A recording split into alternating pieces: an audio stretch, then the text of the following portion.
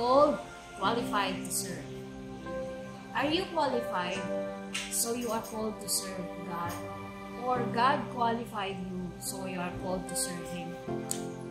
Big and intriguing questions. Sino nga ba ang tinatawag ni Lord to serve Him?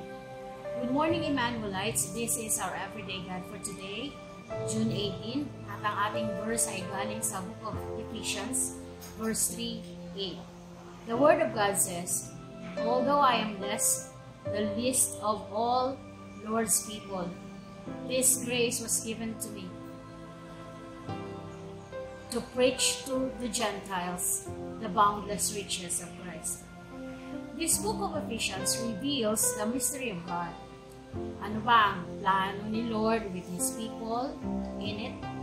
And in doing so, He has qualified Paul, a former persecutor of Christians, who got converted in his way to Damascus to serve Him, the Almighty God. Sino si Paul? Siya si Saul. Siya ang naghahunt ng mga Christians before, ng mga disciples, and even killed some of them. Tapos ngayon, He will reveal the boundless riches of God to the Gentiles. So sa iba, they may twitch their eyebrows and question Him. Pero God qualified him, Paul, because he is called to serve God. And historically, sino si Paul in the church? In the church that we know today. He spread the gospel so great, so huge, so extensive. Visited many places, preaching God, salvation, the goodness of God, His loving kindness, His mercy, and boundless riches. Too many people all over.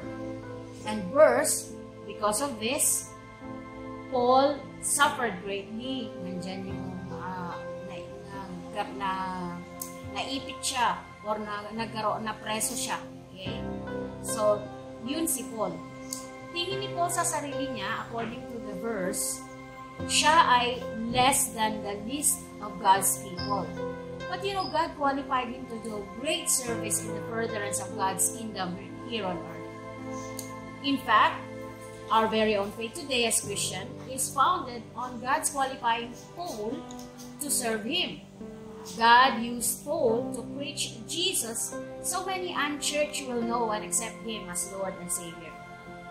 Kahit sinong tao, therefore, ordinary man, makasalanan, mahirap, walang pinag-aralan, if he is called to serve God, God qualifies him to go forth. So, hawakan natin ang ating pananampalataya, ang ating paniniwala sa Diyos, and serve Him.